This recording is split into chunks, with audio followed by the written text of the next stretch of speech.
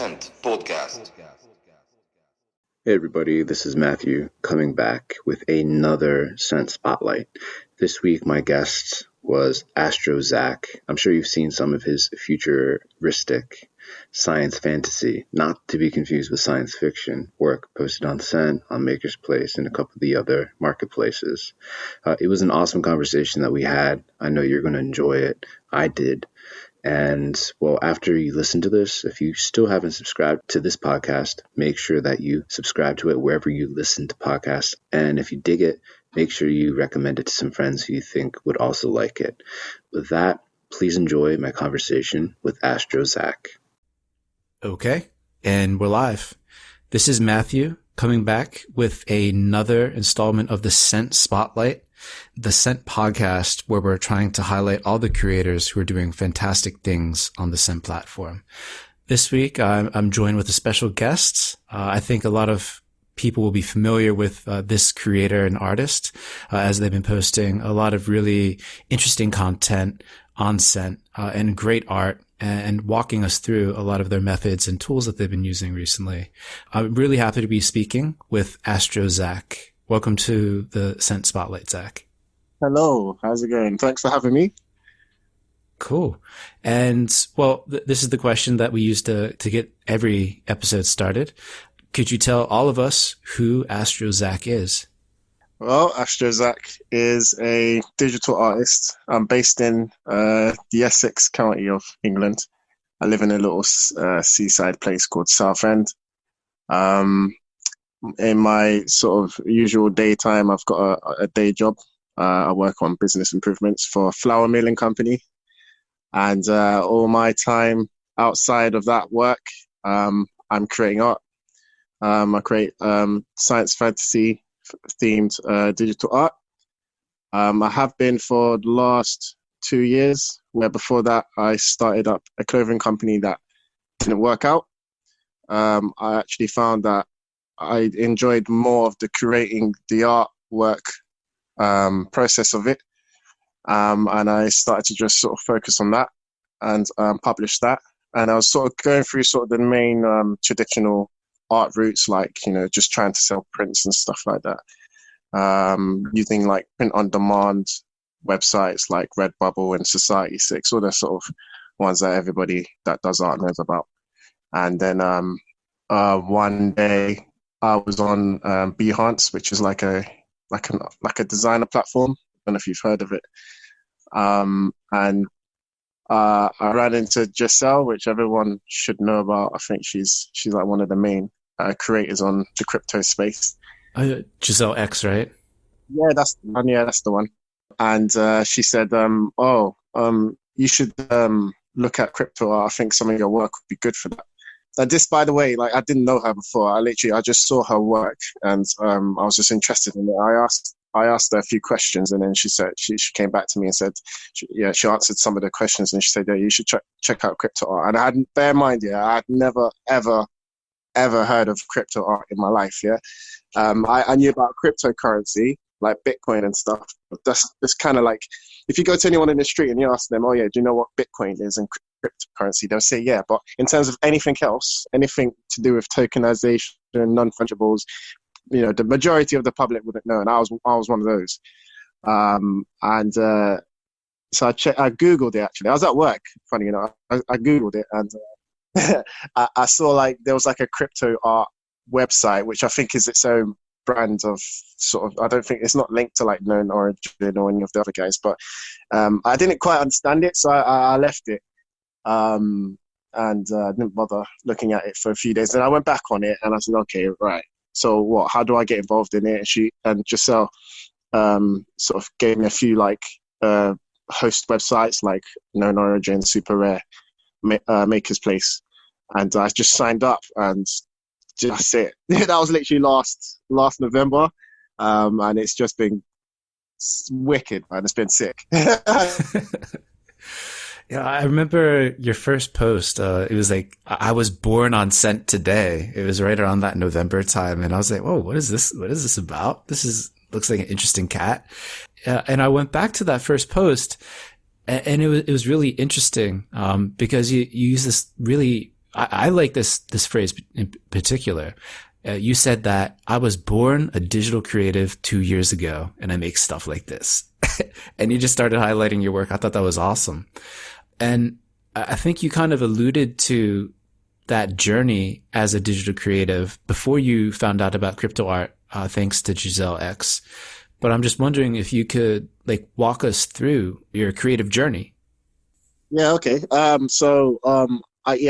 mentioned before that I started out actually designing clothes with the same theme. It was all science fiction, all science fantasy based, but it was all like jumpers and stuff like that. And that was what I thought I wanted to do. But before that, I knew I wanted to do something creative. I didn't know what.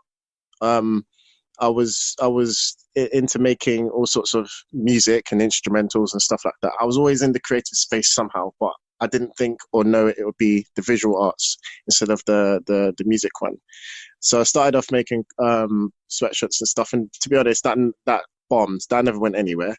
I spent a load of money trying to sort of set it up and get things going. But I think what happened was I underestimated the actual cost that you needed to get things going, especially with clothing, because it was a time where, I don't know if you noticed, but especially in the UK, like clothing brands there was just so many coming up. It was like so many. Everybody and their dog had a t-shirt brand or a jumper brand. And so I just never saw it coming. So I was like, okay, cool. And I was carrying on with it, going out, doing photo shoots and stuff. And then I was like, yeah, you know what? Like, I really enjoy the creating the art bit. And so I started to just, and not really intentionally, I started to just do a little bit more of that, do actually full images, full portraits, landscapes and stuff like that with the photography that I take. And I was like, I just started to find that I liked this a lot more. I could spend hours doing it as opposed to editing photos or going out and doing photo shoots, which I still like to do from time to time. But it was just like starting with the photo manipulation and stuff like that. I just enjoyed it. And I just found like that I was looking for more information about how to do this better, how to do that better. And then I just started discovering, it was just all like an accidental snowfall. I started finding things. I was like, oh, that's quite cool. Let me try that. Oh, that's quite cool. That's a different type of genre. Oh, right. And it just kept going and going. And I was just making more art after more art. And then I was like, well, this is cool and all. I could try start, selling prints, because I've been to two exhibitions. One for like a small magazine, they do online and physical magazine. They're called We Are Zana. Big ups to them, because they're like the first kind of art space to sort of contact me and say like, we'd like to have some of your work on our magazine. So I went to their launch exhibition in Bristol, did that for a bit. I've been on two of their magazines, and then it was just how I got into crypto art. It was a little bit more like, at the time I was thinking, I like what I'm doing, but I feel like digital art, as opposed to maybe some of the traditional stuff, it's okay, but when you actually try to make the digital stuff physical, there's a bit of there's some work you have to do between it. And it just came at the right time, mate. I can't explain it. It was just so random. I never planned it. It was just so random. I spoke to someone, they told me about it, and they said, hey, look, have a look at this stuff. And then it was like a new world. And when I said that I was born a digital artist 2 years ago, I felt like coming into the crypto art space was like getting baptized, mate. It was like this is like a different like kind of scene. And and that's how it just happened for just like that. So yeah, so like about 6 months making clothes, 2 years making digital art, with some, trying to get some prints out there. And then how many months is it now? A couple of months now into the crypto space, doing tokenized. That's really cool. But before I go to my next question, I have to ask, like, your clothing brand, when you were pursuing that, like, what was your brand's name? it's actually my Instagram name, which I need to change, and I should probably change that now. It's Planetary. Planetary. Yeah, it was planet spelled incorrectly on purpose. Planetary, as in that was it. It was mainly instead of because I do science fantasy now, but that started off being like science fiction based. So anything to do with that, and that was it. Planetary. That's the. If you follow me on Instagram, you know that's. I'll follow you after this then, just to check that out. I need to change my name, but I'll think. But well, actually, that kind of flows really nice into the next question. So, like, what really drew you into like the science fantasy realm in the first place? I mean, it was the inspiration, I guess, of your previous clothing brand. It's in your username today, AstroZach. It's so prevalent and heavy throughout all the work that I've seen of yours. Tell me about like what science fantasy is to you and like its role in your creative process. So I'm actually, in terms of science fiction, I wouldn't be the best person to ask about, say, movies and actors and stuff like that. But I really like the aesthetics. So if I see something, I like it. I have a nice big long look at it. If there's any like art sort of magazines or books, I like to keep some of them. And I also have been throughout my whole sort of younger life until now, been interested in fictional stuff. So like I'm a massive Dragon Ball Z fan. I love that thing there. I can't get bored of that. I know they haven't really made anything new, but I like learning about the different characters, different species, and all the sort of different things that people can do has always been something like that I've really enjoyed. And so like sort of liking things that are fiction, or like and some movies, I've always I'm also very like I like to imagine. Like, so say if I'm like going on car journeys or train journeys and I'm listening to music, I'm always sort of, I call it, I'm always like sort of daydreaming and thinking about things that would match that scene, match what kind of scenes would match the song I'm listening to. And it could be anything. And it's just, I don't know, I just like imagining things and making things. And that's why I got into sort of making all sorts of types of music and instrumentals and stuff like that from when I was 9. Because if I hear something and I'm like, I want to make something like that, I try to go and make it. And that's what I used to do. So because science fiction and science fantasy it lends itself to the people who can imagine well, I think it's just suited me. I just liked doing it, and that's how it started. So there's no like, I never went to art school. I didn't like study anything. It was just something that it just connects with me because it just really plays on my imagination, and I love it. And is there like a big distinction between science fiction and science fantasy? Yeah, there is. And you know what? Science, from what I understand it, and if anyone should add to this when they're listening to your podcast, and if they're commenting, add to it. Science fiction is based on actual science. So although it's actually got a factual element to it, yeah, where there's like quite a bit of truth on it. It's based on science, but maybe the events are fiction. There are some examples, I can't think of them right now in terms of movies, and then science fantasy is almost things that just don't exist at all. It really is just fantasy in the fantasy realm. And then so I think it's technically called science fiction and science fiction fantasy, but I just say science fantasy. No, that's super helpful to know. I figured there had to be some sort of distinction, so I'm glad I heard it from you.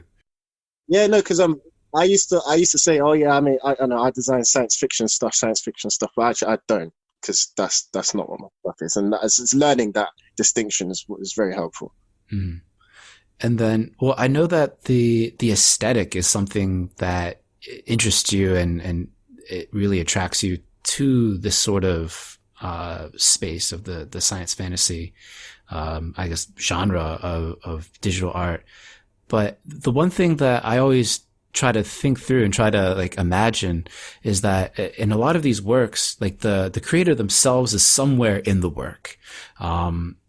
And I just want to kind of challenge you to answer that. Like, if you look at any of your work, like, do you see a part of yourself in the work, in any aspect? I mean, outside of the aesthetic. Yeah, so it's funny you asked that because I went to the Gangnam Art Meetup that Conlan does. Yeah, you know Yeah, you were Conlan, yeah. featured. Yeah, I was featured. Yeah, the guy's so dope. He's so cool, man. There's they were, you know, you sort of have like a set number of artworks, and we go to Crypto Voxels, which is the venue essentially. And you go there and you just talk about your artwork, talk about other people's, and you just have a chat and you talk about all sorts of things. It's a really, really cool thing to do. I recommend everybody go because just do it because it's just fun, man. You get to talk about lots of stuff. But anyway, a lot of people were asking about my works, and they were talking about Provide, which was one of mine on Known Origin, and they were asking me if there's any meaning behind the artworks and stuff like that, and there never really is. So there's a general feeling, but there isn't a meaning. Like there isn't like, oh, it means this, it means that. But what I like to say and how I like to explain it, and what I said in the meetup yesterday, today's Wednesday, on Monday was, imagine that you took that photo. So I like to, because I you know, everybody goes to different parts of the world and takes photos of, you know, different cultures and lifestyles that they're not familiar with. And I like to imagine my works and my involvement in my own works as if I was there taking the photo. So, and the scene in the picture is the photo I've taken. So even though the scene doesn't exist in any world, because I've made it up from many, many images and different things, I want to imagine it as if I was there and I took that photo, and this is what I'm showing people back on Earth. If that makes sense. No, that perfectly makes sense. And that nails the feeling that your work that you shared to date kind of gives me. It's like that crazy snapshot of some crazy faraway fantasy place. It's cool. Like, it takes me to a place that I would never be able to imagine by myself. So I really find that to be something really special about your work. Yeah, but shout out to Colin and the Gangnam Art Club. I was there too. That was awesome. Yeah, man. Do you have your own plot over in CryptoVoxels, or what's your No, outside of? Okay. I want to. I'm super like unorganized sometimes, and I keep missing. You know when they keep what do you call it? They do the auctions, not the auctions. They create parcels and sell it on a Wednesday, like today, right? Yeah. So I keep missing it. They get sold out so quickly. So but I've also just discovered the Central Land as well, which is a similar thing as well. Yeah, so I'm super excited for that. But the next question is, since you're so, I mean, relatively speaking, like 3 months into this crypto art thing, I think your perspective is really valuable in like taking what works for new users and what doesn't work, and trying to create a better overall space to bring new people into. But 3 months in, just looking back on your crypto art journey, what are some of the things that you think could be fixed or need to be fixed to start attracting or making it easier for other creatives who may like really benefit from what's going on over here to kind of bring them into the fold and onboard them? What's been your impression of the crypto art space, some of the projects, and then some of the shortcomings that need to be improved? Well, you know what, like, I was it's 3 months and I'm starting to understand things quite well. Well, I think it's actually kind of easy to learn what it's all about, what the terminology is, and kind of what projects there are going on, which is a great thing. You have to understand like other things, like a sport or something, like just things in the traditional world. It takes so long to understand, and it's so hard to get people to help you out or explain things to you. But in this kind of space, it's so easy. Everyone's so helpful. Like everyone tells you whatever you need to know. There's nothing you can't find out from someone. So it's not even like you need to Google things, because even on Google, like you can't find all the answers, because Some people, like, this is so new. Some people don't know themselves, but I think, all right. So where I learn a lot of stuff is through talking to people. So Scent was major, because you can put out a post and ask a question and people just get to you and they just give you the answers, and that's what you need about the crypto space. Or they can give you a page where you can learn it from, or they can give you like a chat. So Discord is quite popular with the crypto space. So like groups like that, I think having, like, being aware of those available, so people should know that, okay, when you're in this space, these are the few things you need to have if you want to learn. That's having a Twitter, because a lot of us are on Twitter. That's having a Telegram, because a lot of us is on Telegram, and a Discord as well. And it's those chats with, you got the different channels and stuff like that, where you can ask questions and just wherever you need to know, you can go into these groups and get it found out. That's something I'd say keep doing. But also, you need to just put that somewhere where people can go and see that that's the sort of stuff you need to have. So it's almost like a best practice little handbook or a page, just to say, these are the things you need to have, these are the things you need to know, these are where you can find people, and that's it. But obviously, I think we're all still learning about the capabilities of the blockchain and stuff like that, what it can do for this space. So, but I think we're doing quite well, honestly. Yeah, I mean, I think that's really spot on to kind of flag where people are able to get their questions answered. And to a newbie, I mean, their first reflex is to go to Google and Google for something. But like you said, you're not going to find anything there for the most part. You may find an article or something, but everything lives across the platforms that you mentioned: Telegram, Discord, Scent, and Twitter, like all over these places. And it seems like every single day a new Discord's popping up. It's almost annoying. It's like, oh, Jesus Christ, another Discord I gotta follow. You know what? I started off with one server, and now I've got like 6 already. There's all different types. And within the servers, there's like 100 flipping channels and stuff, and it's nuts. It's intense. Yeah, you have to. I think it's a big ask, but keep the community genuine, because I learned a lot through if I'm gonna explain it right, his name is Abby Sims. Abysms or Abysmus. I've heard 3 different pronunciations for that individual. He or she, I don't know what they're, but they're awesome. Honestly, like, because he's that's what I'm saying. It's one-to-one help. It's not just these channels and these groups are super valuable because someone will get back to you, but other people are happy to share, what's best practice and how you can get your name out there and stuff like that. And actually make the effort and build some genuine contacts and relationships, because that's how I think how this place will survive, to be honest. Totally. Yeah, I mean, because it's so new, the opportunity to forge those really strong relationships, there's just so many of those opportunities. And with those relationships, the opportunity to collaborate and experiment and really push the bounds of your own individual kind of comfort zone, but then just like what is possible generally in the crypto art spaces. It's fascinating. It's awesome.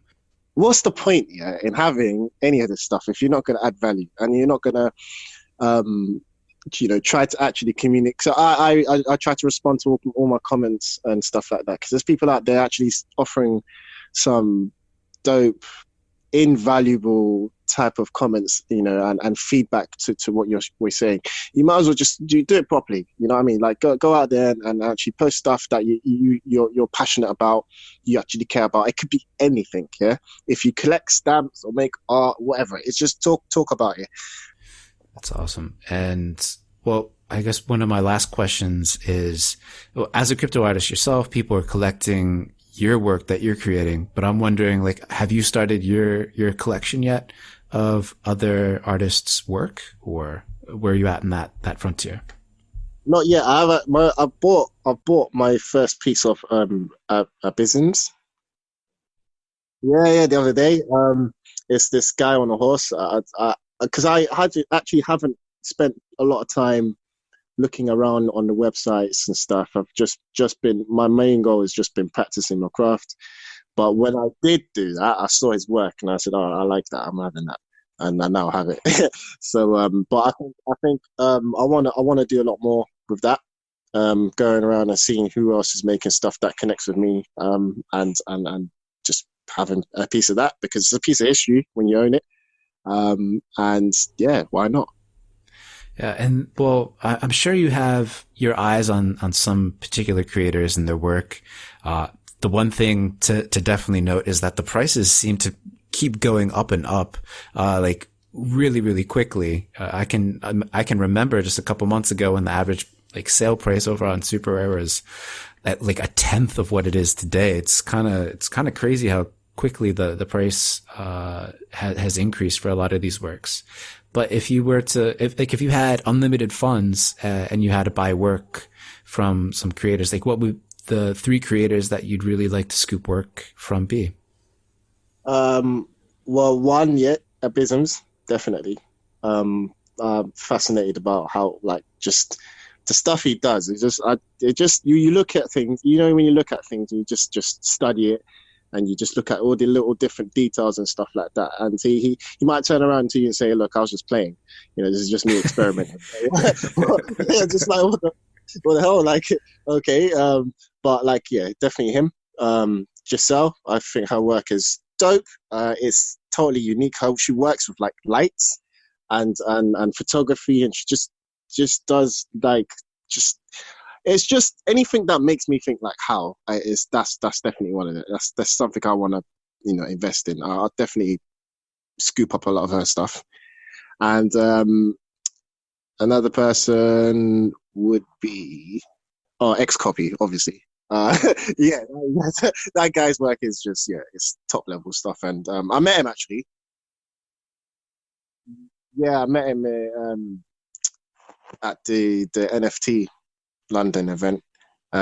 He wasn't like out there saying, "Yeah, I'm X Copy." He was sort of, I got introduced to him and I was like, "Oh, right, that's you, right?" And bear in mind, I've only been in this space for 3 months, yeah, and I knew about him already. Like, I was like, "Yeah, this guy is blowing up, man. His work is actually so good, so good." And you see other artists' work, and I don't know. For me, I can only speak for myself. I don't see everyone as like, "Oh, that's another artist," or "That's competition." I just see everyone as inspiration. It's like, "Oh, they can do that at that level consistently. That means I can too, and I will go and practice harder and for longer and stuff like that." I see it like a sport where if the overall quality of your scene or your sport or your league or your team is on the rise, then it should encourage you to do the same as well. Totally. And well, shout out to X Copy, because I mean, when I just entered the crypto art scene, his work was the first that stood out to me. It was just so different and glitching out of control and just super, super unique. It's really exciting to see him blow up the way he has been blowing up. But before we go, I just want to make sure that we highlight and shout out all your work, like where you're selling it, projects that you're excited about that you want to shout out. So this is your time to promote yourself and let everyone know where they can find and buy your work and stuff. So I'm only on two of the platforms. I don't know how many there are out there. I'm on Maker's Place. You should find me on the Zach, hopefully. And Known Origin is a bit different because you don't have usernames on there, but my name on there is Zach Murray. I think if you go into the artist tab and you press Control F or Command F, whatever you're using, and just put Zach Murray, ZACH MURRAY, you should come up with my profile there. Those are the only two I'm on at the moment. I'm not trying to be everywhere and anywhere. I'm trying to just focus on two and just do that, because you have to. You can't put one piece of art on two platforms. You got to keep it actually rare. So you want to put it in one place. So those are the two that I'm on. Did you say socials or not? Yeah. Let everyone know where to find you, because everyone's so disconnected. It's really important to let everyone know like all the different channels that you have. Yeah, I'm on Twitter as I've actually just made the Twitter, so I don't know what my username is. Let me just.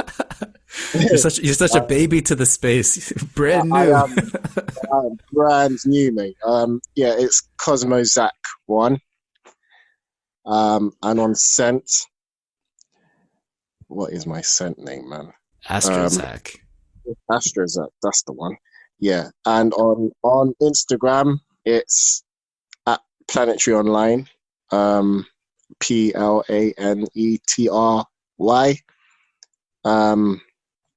Online, and just have a word. Let's chat. Let's talk about anything. I'm all up for whatever. And I'm meant to be starting a collaboration, my first collaboration with Giselle.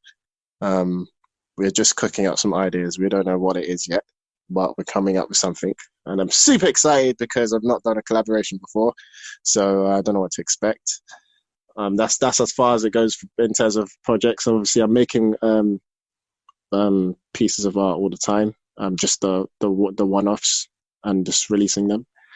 And yeah, that's it. And shout out to When Giants Meet.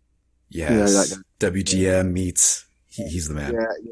He's like when I first came on. He was like one of the first to reach out to me, one of the first to buy my works, one of the first to say, "Hey, welcome."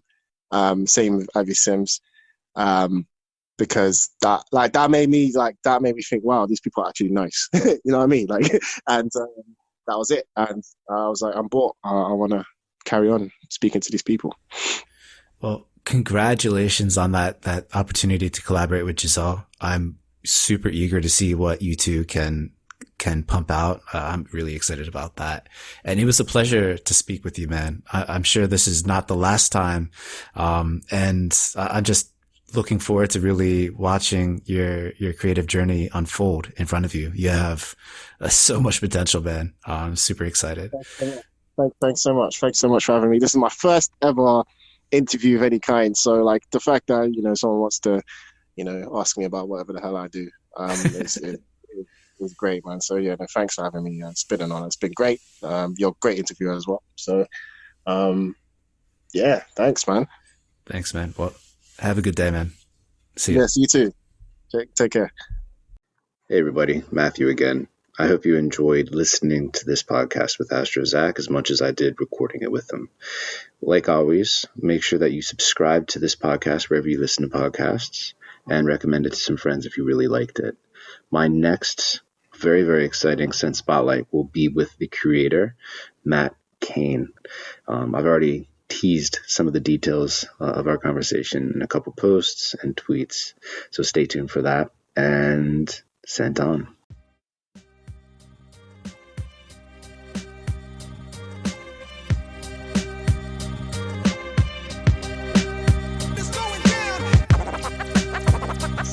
Podcast.